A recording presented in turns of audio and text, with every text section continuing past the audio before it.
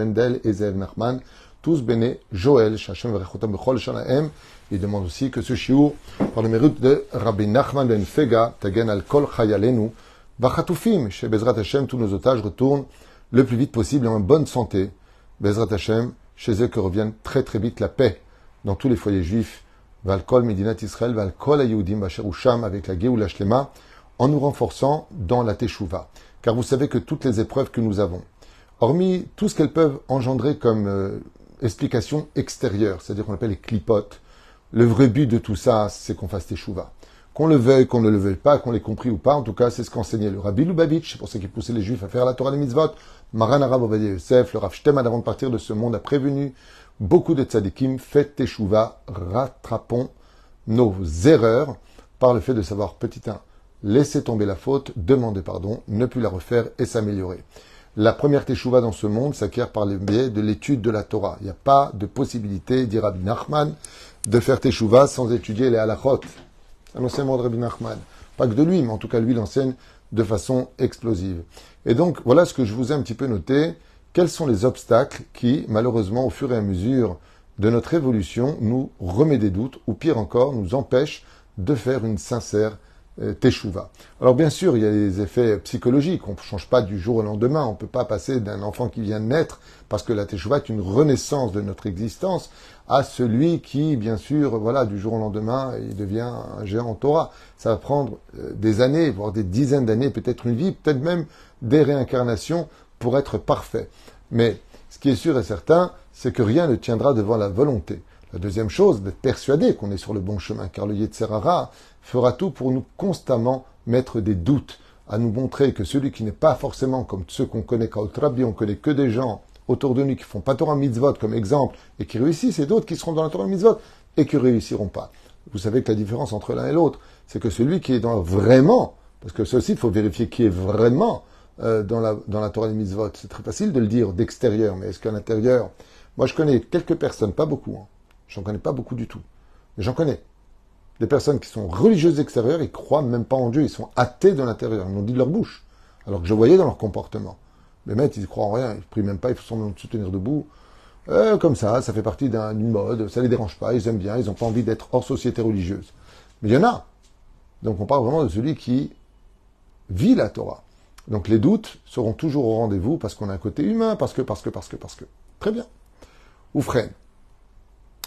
Qu'est-ce qui nous empêche vraiment aujourd'hui d'évoluer dans notre Teshuvah? La première chose qu'il faut retenir, c'est l'ignorance. Rabbi Nachman insiste beaucoup sur le fait de l'étude de la Torah, parce qu'il te dit que plus tu vas étudier la Torah, plus tu vas avoir de réponses. En ayant des réponses, quand je regarde le monde, comme j'ai fait un cours à Natania, il m'a été demandé sur l'actualité. Alors je dis, venez avec moi, on va essayer de voir les informations avec les jumelles de la Torah. Et on voit que ça n'a plus rien à voir avec les informations, avec le problème de politique, comme j'aurais expliqué. Si tout le problème israélo-palestinien en Israël, c'est un problème de territoire, alors pourquoi le Hezbollah, pourquoi l'Iran, pourquoi le Liban, pourquoi la Syrie nous avait attaqués? Ils ont leur territoire, eux ils ne veulent pas du territoire israélien, ils ont le leur. Et pourtant le Hezbollah nous cherche depuis des décennies, alors qu'ils ont le Liban. Donc vous voyez, ils ne sont même pas intéressés par Israël. Donc vous voyez bien que ce n'est pas un problème régional, mais c'est un problème idéologique d'extermination du peuple juif sur sa terre. Et ce sont des choses qui sont claires, mais seulement il faut ouvrir les yeux et quitter un petit peu ce qu'on veut bien nous montrer dans un petit écran qui demanderait un énorme cinéma pour pouvoir réaliser tout simplement ce qui se passe dans la réalité ici. On entend constamment demander à Israël de cesser, Israël ceci et Israël cela, mais j'ai pas vu de manifestation qui demandait au Hamas de libérer les otages, toutes ces filles qui ont été violées. Où sont toutes ces féministes qui savent hurler, montrer la moitié du corps dénudé pour dire « Nous les femmes », et vous ne dites pas « Vous les hommes » et après vous les femmes. D'abord les femmes, après les hommes, sur chaque détail, les femmes manifestent le féminisme. Mais quand il s'agit de juifs qui ont été violés, ça par contre, ça n'intéresse personne. On ne voit pas des gens qui disent au Hamas « Déposez les armes » et arrêtez tout ce que vous faites comme massacre depuis le début. Ça, on ne le voit pas. On a rendu une armée glorieuse de résistance. Moi, je ne connaissais pas la résistance qui vient voler des femmes, éventrer des enfants. Je ne savais pas que c'était ça la résistance. Je connaissais d'autres résistances. Mais à ce qui paraît, dans les temps modernes, ça s'appelle la résistance. Eh bien, quand on regarde les événements, par lettres de la Torah. J'aime bien cette expression, les lettres de la Torah.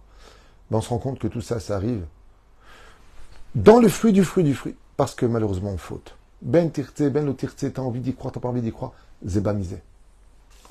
Si on fautait pas, ça peut pas arriver. On faute. La haine gratuite entre nous, c'est beaucoup d'erreurs. Mais nos ennemis n'ont de la force que quand nous, on la donne, cette force. Et quand on donne de la force à nos ennemis, parce qu'on y oublie la Torah et les mitzvot, dans la charte de Chassin, je vous l'avais lu, dans la charte du Hamas, c'est au nom de Dieu et de ses mitzvot qui viennent conquérir cette terre. C'est un message pour nous. Cette terre, nous y avons droit que si on pratique le Shabbat, la Torah et les mitzvot, sinon la terre nous vomit. N'oubliez pas ce qui est marqué dans la propre Torah, qui est notre légitimité. Donc si on faisait vraiment Torah mitzvot comme il le faut, on n'aurait pas vraiment tout ça. À dire Rabbi Shimon Bar Yochai, pas d'habitude, ou moi pensez que je suis un fou, pensez-le. Rabbi Shimon Bar Yochai dit, si Israël a deux Shabbats, tous ensemble, pas le Shabbat mondial, Tménicologie, où il n'y en a même pas un quart qui vont faire, sans faire de kitroug, mais il faut être réaliste. Ouais. Parce que pour faire Shabbat, il faut en connaître les lois. Si tu ne dis pas comment tu vas être Shomer Shabbat, donc il faut arrêter de jouer à chat à la souris. Mais la reine, va étudier la Torah pour comprendre les lois. Ouvre cette terre de miel, je t'abbarre chez moi. Chez Niskeba, za Torah shelanu. La reine, Rabbeinu, il dit, l'ignorance tue. Et nul n'est censé ignorer la loi. Deuxième chose, l'orgueil. Altagli malasot, tu me dis pas quoi faire, tu me saoules, moi je te fais des réflexions, tu me vexes. Au lieu de dire merci. C'est vrai qu'il aurait pu être plus diligent, plus diplomate. Aval, quand on te reprend, quand tu fais une erreur, c'est comme si je te dis, passe pas au feu rouge, j'ai un flic. Tu vas me dire, oh, pour qui tu prends? Ou tu vas me dire, oh, Todaraba, tu m'as évité un PV. Lequel? L'orgueil. Troisième chose, l'influence, dit Rabbi Nachman. Dans une de ses sharim, il parle beaucoup de l'influence. Tu peux avoir donné autant d'éducation que tu veux à ton fils sur une bonne base, mais un petit croche-patte, tout tombe. Mauvaise fréquentation. Faites très attention à l'influence. Et vous savez que la pire des fréquentations aujourd'hui, c'est les réseaux sociaux. Tout ce qui est TikTok, tout ce qui est Instagram, je ne sais pas ce qu'il y a encore, Short, on m'a dit aussi. Bezrat Hashem, toutes ces choses-là, hein, c'est le pire pour l'influence. Parce qu'il t'emmène vers des normalisations de culture qui sont anti-Torah. Et pour vous dire combien ça a pénétré notre sang, cette addiction, cette idolâtrie du portable, c'est que je vois aujourd'hui dans les synagogues, tout le monde avec les portables. Pendant la Chazara, portable, vous savez quelle avéra c'est ça? La Chazara. Et on se parle. Il y en a même qui jouent pendant... Vous n'allez pas me croire, pendant la Chazara, une fois j'ai vu un mec qui était en train de jouer. Mais pose-le ce maudit portable. Pose-le. Quand avec ta femme, pose-le. Encore un des points de Rabbi Nachman, En yushklal baolam, le désespoir. Quand on fait tchouva, on attend des résultats.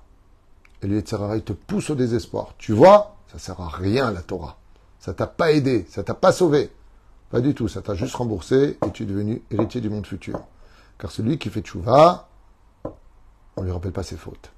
Les ennemis de l'homme, ses pulsions animales, sa colère, ses réception, sa sensibilité extrême, tous ces points-là, qui sont pseudo-pathologiques, vont t'empêcher de faire une teshuva sincère et durable. Celui qui ignore le chemin de la Torah, alors celui-là, hein, il est très grave. Selon Rabbi Nachman, il y a ceux qui suivent le chemin de la Torah et ceux qui suivent leur chemin de leur Torah, eux. Comment tu peux savoir qui ils sont? C'est pas compliqué, il n'a pas de rave. Chaque fois que je rencontre quelqu'un qui fait n'importe quoi en Torah, je lui dis, mais ton rave, il te permet ça? Non, moi, j'ai pas de rave, moi, j'ai pas besoin de rave. J'étudie tout seul, moi. Encore un point, la paresse, dit Rabbi Nachman. Combien la Torah nous rend actifs et combien le Yetzer Hara veut qu'on soit paresseux.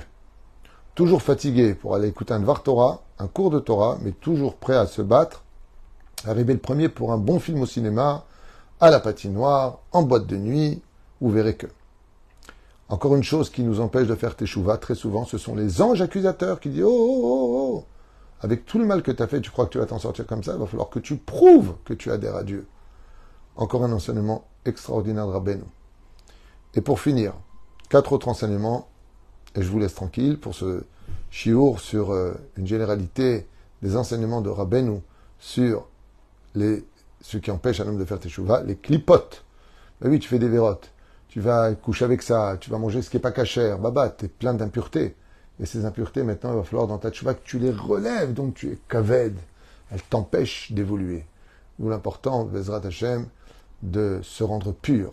Le but de la teshuva, c'est la pureté, d'aller au mikvé, de faire des tikkunim s'il le faut, d'avoir des rabbanim compétents pour cela, de mettre de la tzedaka, et surtout d'étudier en rapport avec ta faute. Par exemple, quelqu'un m'a posé la question la semaine dernière, Rav Tuitou, je vais faire tchouva, j'ai jamais fait nida avec ma femme, qu'est-ce que je dois étudier? Je lui dis Maseret Nida. Les lois de la nida, pureté familiale, et tu fais 1 heure de Gemara sur Maseret Nida. Il m'a dit, ça va me faire la kapara. J'ai dit, c'est comme ça que j'ai appris. C'est comme ça qu'on m'a enseigné. Un shalema, farim, sefatenu. Tu remplaces par l'étude le korban que tu aurais dû emmener. Donc, va étudier Maseret Nida, étudier le la Nida, et surtout, fais un jeûne et regrette. Voilà. Il y a de la tzaka donnée selon Rabbina, le Rizal. Après, on rentre dans les tikkunim. La moquerie des autres, dit Rabbi Nachman. Les gens vont te critiquer. C'est quoi? Tu ressembles à rien du tout. C'est quoi cette jupe qui est trop longue? C'est quoi ce qui est on dirait une grand-mère? Ça, tu dors au lieu d'aller à la synagogue. À quoi ça sert de mettre ces fils? Tu peux les mettre à plus tard. Voilà, il y a les Lubavitch qui sont dehors, ils vont te les mettre plus tard. Vous savez, toutes sortes d'arguments. Avec les gens se moquent. Quoique c'est pas une moquerie de dire que le Lubavitch vont le mettre plus tard, mais c'est juste pour comprendre que ne fais jamais attention à la moquerie des uns et des autres. Rabbeinu, il dit, quand tu as quelqu'un qui se moque de ta teshuva, il ressemble à un prisonnier derrière des barreaux qui voit un homme libre qui se promène dans des champs fleuris. Donc il le critique, mais en réalité il est simplement jaloux.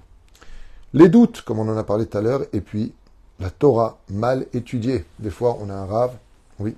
Des fois on étudie la Torah, oui. Mais on n'a pas compris. On n'a pas compris. Et on a mal traduit, on a mal étudié la Torah.